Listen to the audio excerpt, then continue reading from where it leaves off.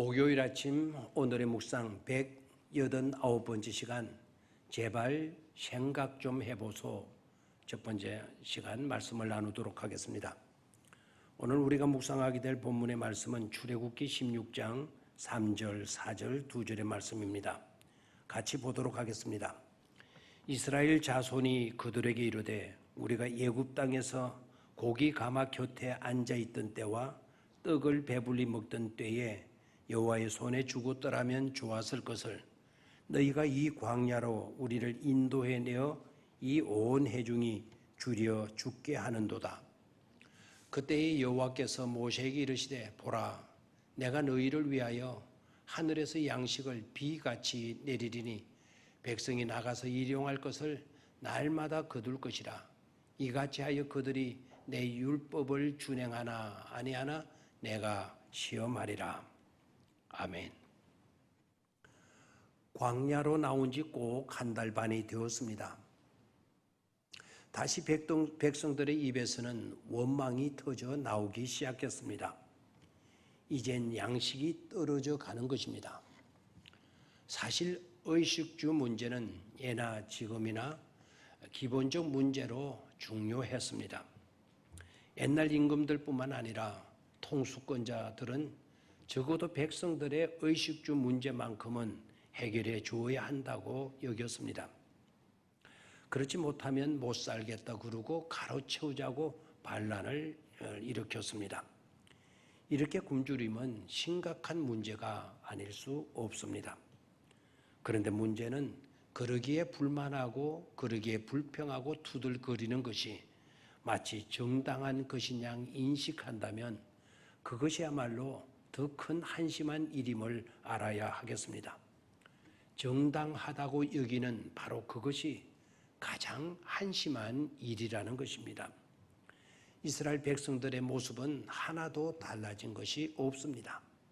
여전히 문제만 발생하면 여전히 원망하고 불만하고 불평하고 있으니 말입니다. 이미 그들은 애굽 땅에서 보았고 들었고 하나님의 이적의 사건들을 체험했던 그런 자들입니다. 심지어 홍해를 건너는 경험들을 다 했던 자들이었습니다.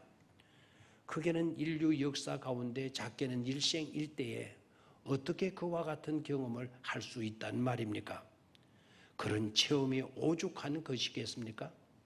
아니, 우연도 아니었습니다. 추적하던 애국 군대는 거기서 몰사했습니다.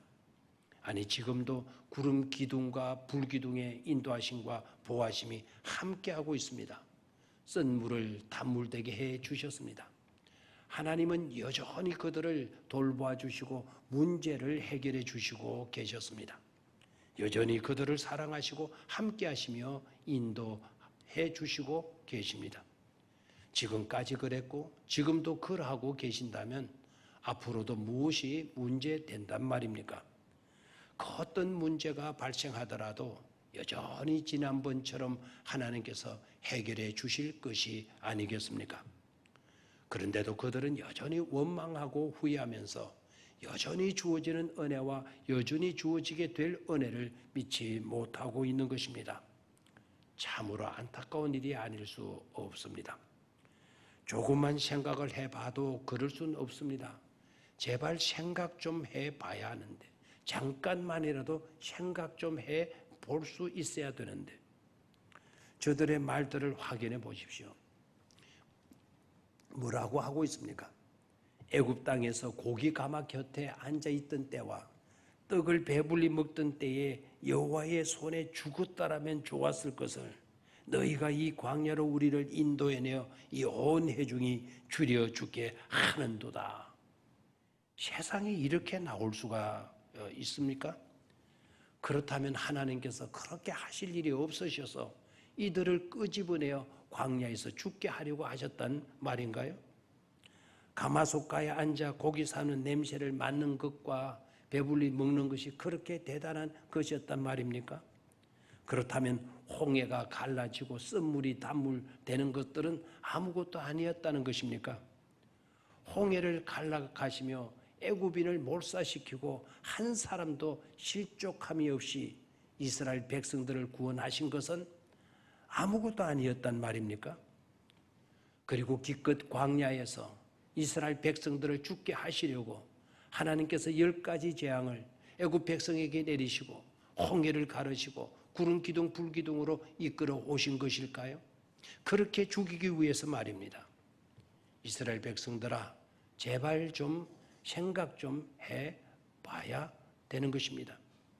제발 좀 생각 좀 해보소. 그런데 갑자기 뜨끔해 옵니다. 우린 어떠할까? 나는 어떤가? 우리라고 나라고 다를 바가 있겠는가 하는 찔림이 왔기 때문입니다. 그렇습니다. 제발 우리 자신들의 믿음과 삶의 모습들을 점검해 보아야 합니다. 그리고 참 믿음에 서게 하시는 하나님의 끌림의 포로가 되어야 하는 것입니다. 그게 은혜요, 그게 복이기 때문입니다. 내일 아침에 계속 말씀을 드리도록 하겠습니다. 감사합니다.